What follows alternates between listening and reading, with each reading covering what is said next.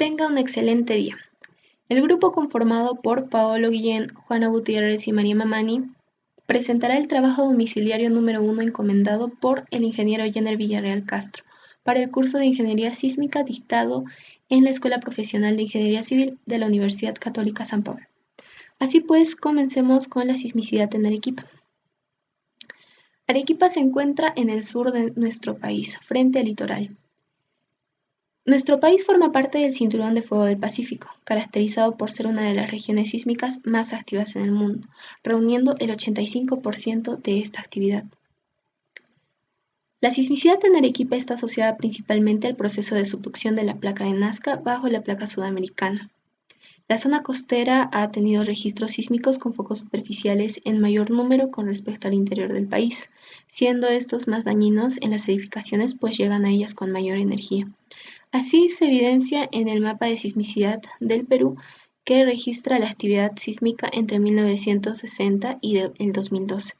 A la izquierda vemos los sismos desarrollados con foco superficial y a la derecha con una profundidad intermedia. El historial sísmico arequipeño remonta su historia hasta 1582, el que fue el primer sismo mejor documentado de nuestro país. Registró una magnitud de 8.1 y una intensidad de 9 en la escala de Mercalli modificada. El más recordado de esta página es el de 1868, por su magnitud de daño. También fue acompañado por un tsunami y generó 300 réplicas. Así, a lo largo de su historia observaremos sismos que han ocasionado daños importantes, llegando a destruir poblados completos, y pues se tienen la mayoría con intensidades importantes y registradas con focos superficiales también. En los últimos 30 años se registraron sismos como el de Maca en 1991 con una magnitud de 5.4, pero con una intensidad de 8 en la escala de Mercalli modificada.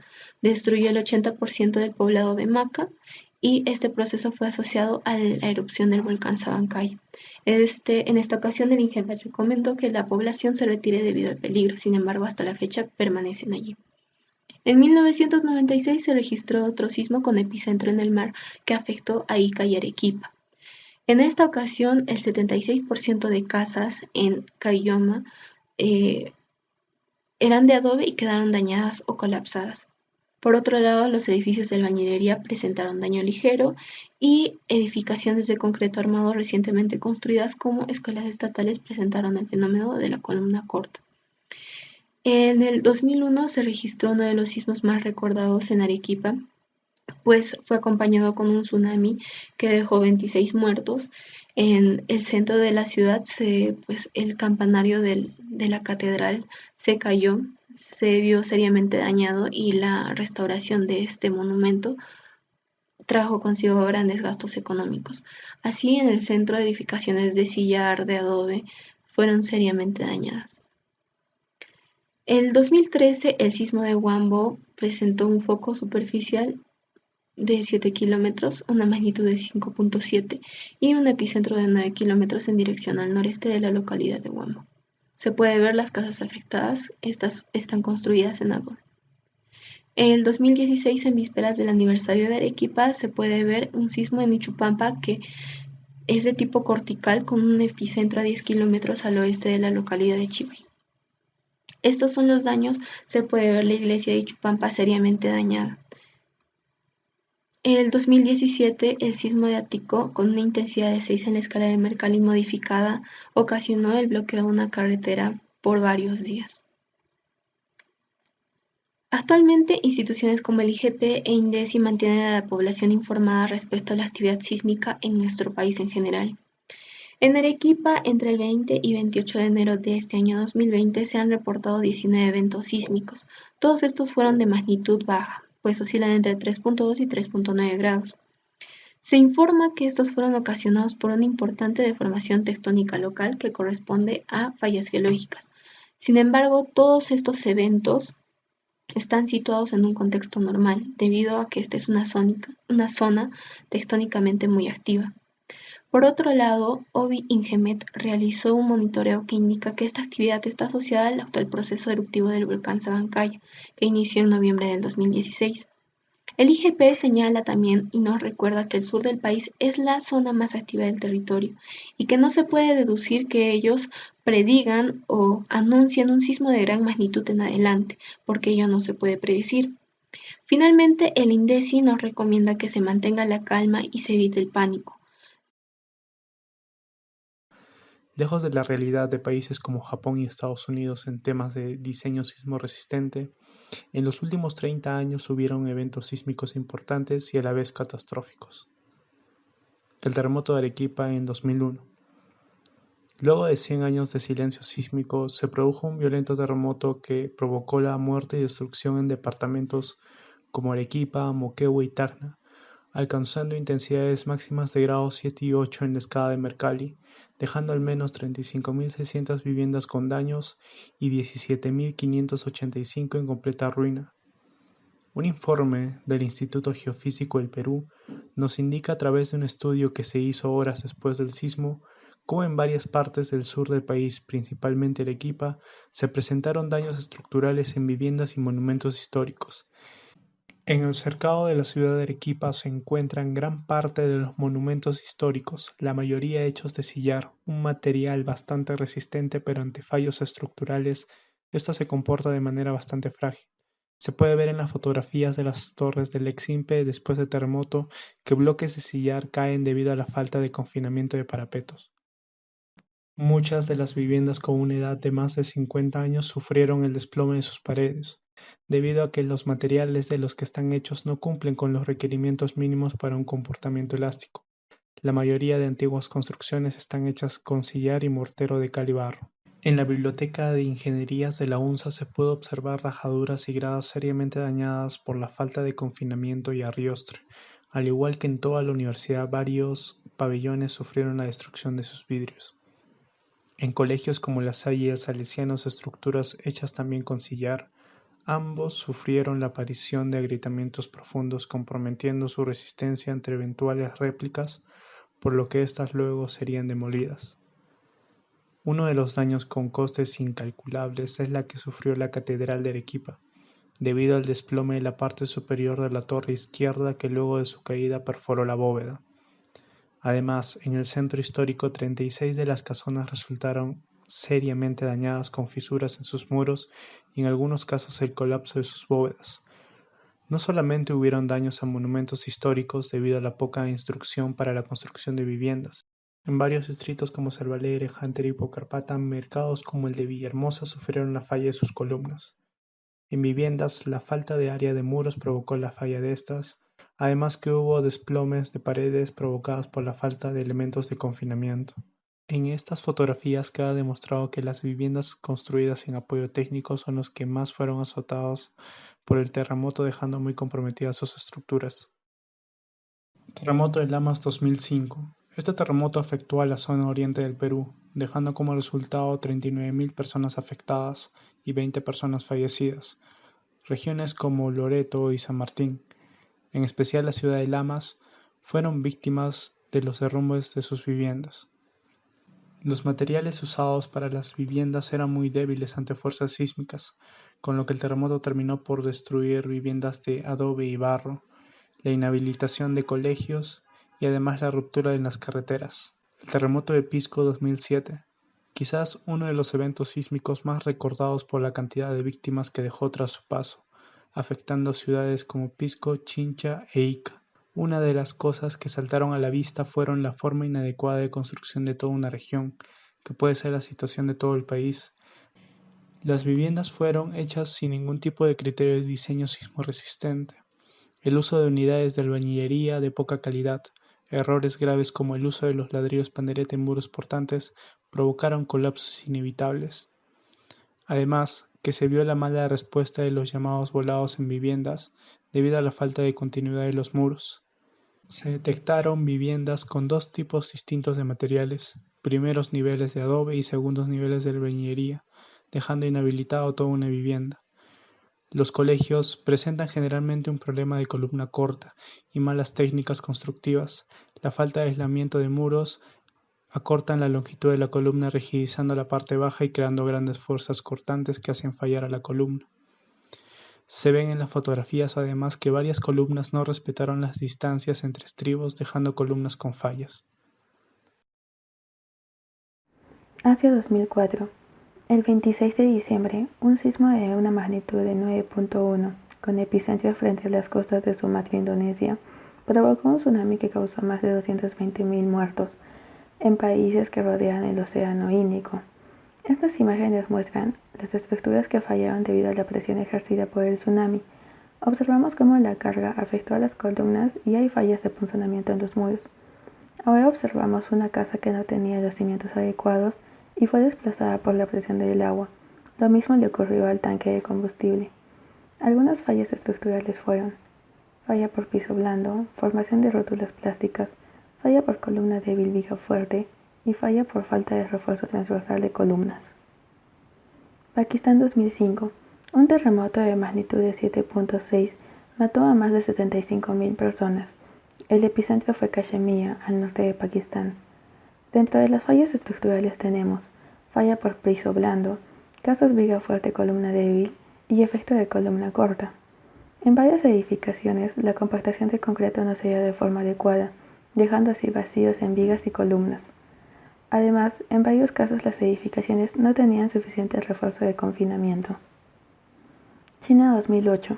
El 12 de mayo de 2008, China fue golpeada por un terremoto de 7.9 de magnitud, dejando a más de 87.000 muertos. Nuevamente observamos fallas por piso blando. Sin embargo, varios daños parecen haber sido causados por pisos prefabricados que no fueron correctamente unidos a los elementos de soporte vertical. También tenemos fallas de formación de rótulas plásticas y fallas horizontales y diagonales por cortante en muros no reforzados. Chile 2010. El 27 de febrero de 2010, un terremoto de magnitud 8.8 tuvo epicentro en la región centro-sur de Chile, Concepción, provocando un tsunami que en total dejó 524 muertos. Podemos observar una imagen de la ciudad de Dichato antes y después del tsunami. Varias edificaciones grandes en Chile fallaron por el terremoto. Por ejemplo, el caso de la Torre O'Higgins. Esta presentaba irregularidades en su estructura, fallando así en los pisos 10, 14 y 18.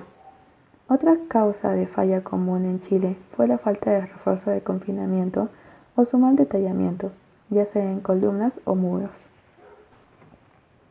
Japón 2011.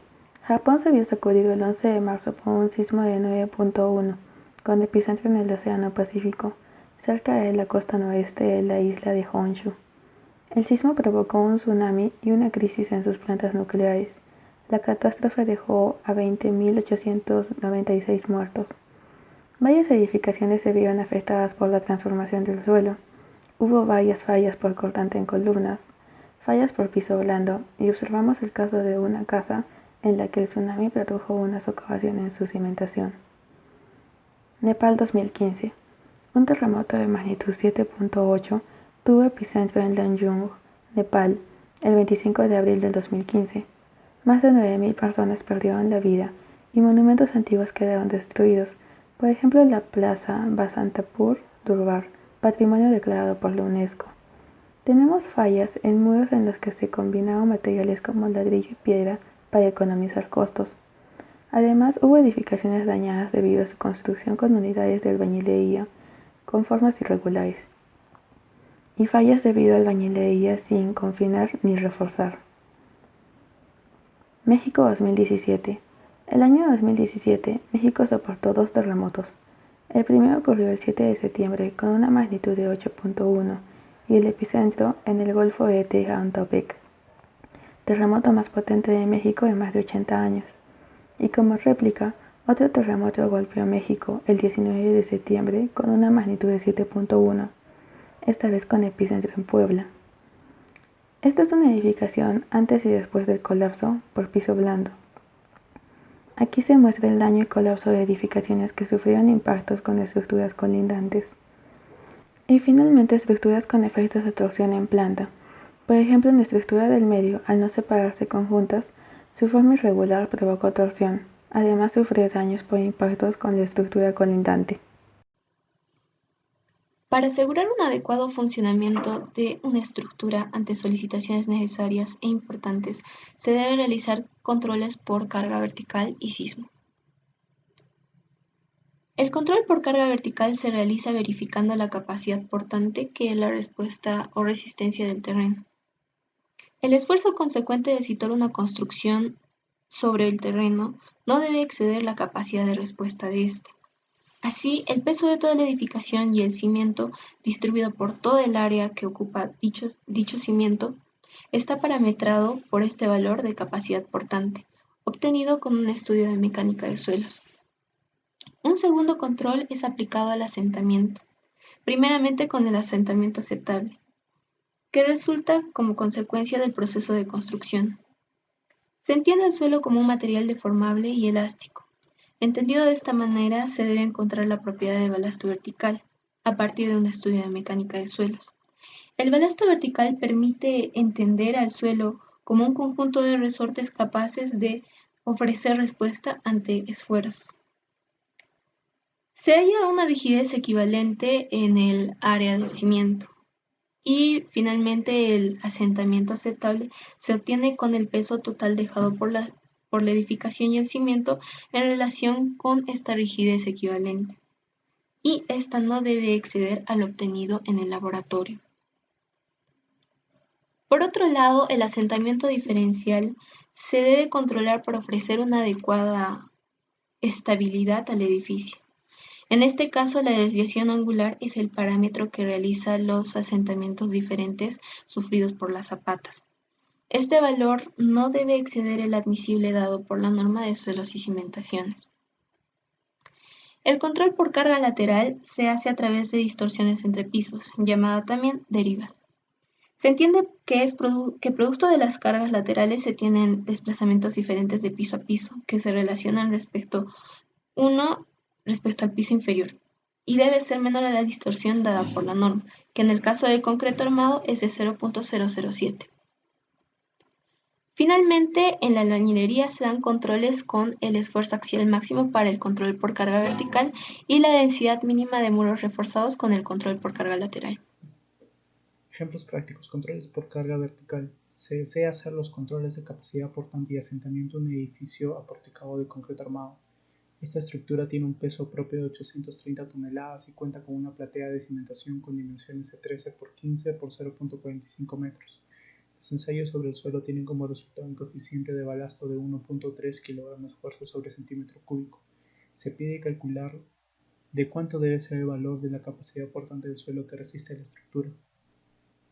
El enunciado nos da distintos datos, por ejemplo, el peso de la edificación, que es 830 toneladas fuerzas, el coeficiente de balasto, que es 1.3 kg fuerza sobre centímetro cúbico, el volumen de la cimentación que se puede sacar a través de las dimensiones de la platea, y también se puede obtener el peso de la cimentación que es necesario para los cálculos, que se obtiene a través del peso específico del concreto y el volumen de la cimentación, dándonos como resultado el peso de la cimentación. Se debe cumplir que el esfuerzo provocado por la estructura en el terreno debe ser menor a la capacidad portante admisible del mismo. Por lo tanto, el peso total sobre el área de la cimentación tiene que ser menor o igual que la capacidad portante admisible del suelo. El área de la cimentación se obtiene por el ancho y el largo de la cimentación.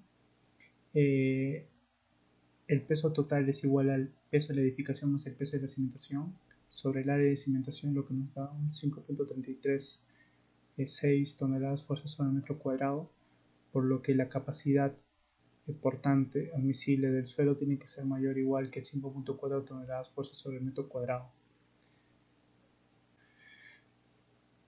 Vamos a seguir el modelo de interacción suelo-platea y realizando cálculos vamos a ver la rigidez del resorte.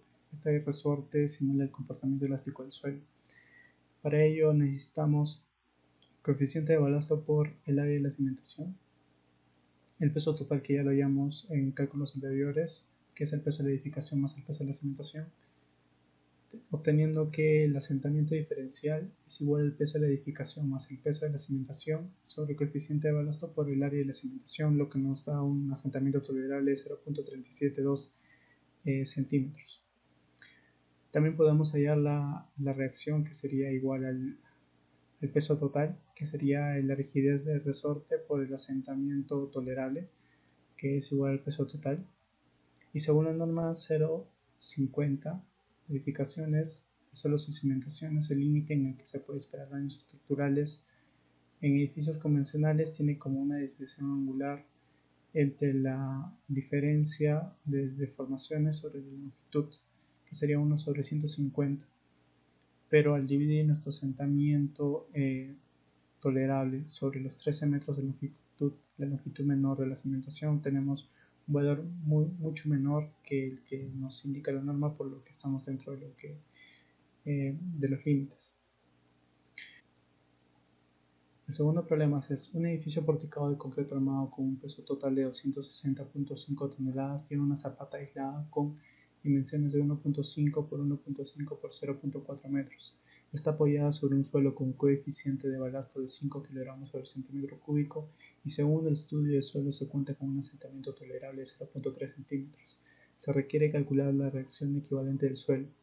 Como datos obtenemos el peso de la edificación, que es 260.5 toneladas, el volumen de la zapata con sus dimensiones, al igual que podemos sacar el peso de la zapata a través del volumen de la misma con la densidad del concreto.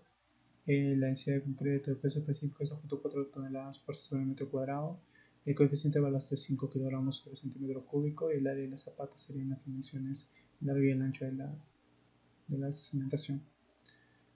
Ahora podemos hallar, al igual que el ejercicio anterior, la rigidez del resorte que simula el comportamiento elástico del suelo, que sería el coeficiente de balasto por el área de la zapata. Ahora hallamos el asentamiento tolerable, que es el peso de la edificación más el peso de la zapata, que es el peso total, sobre el coeficiente de balasto por el área de la zapata, que nos da un asentamiento tolerable de 2.12 centímetros. Y la reacción sería igual a este asentamiento tolerable por el coeficiente de la rigidez del resorte, obteniendo una reacción equivalente a 262.66 toneladas. El tercer ejercicio tiene que ver con la comprobación de derivas en el diseño sísmico estático. Luego de realizar el modelamiento el tercer ejercicio se trata acerca de la verificación de las derivas en un análisis sísmico-estático. Luego de realizar el modelamiento de un edificio porticado de concreto armado con una altura entre piso de 2.8, utilizando el análisis sísmico-estático se obtuvieron las siguientes tablas de desplazamientos laterales por las dos direcciones X y Y. Se pide determinar las derivas de entrepiso y comprobar si estas cumplen con las normas de diseño sismo resistente, el de 0.30. Acá tenemos las dos tablas que corresponden a los sismos X y Y. Una altura entre piso de 2.8. Las derivas se calculan a través de los desplazamientos de un piso superior por un piso inferior sobre la altura del entrepiso. Según la norma, el límite de derivas para estructuras de concreto armado es 0.007.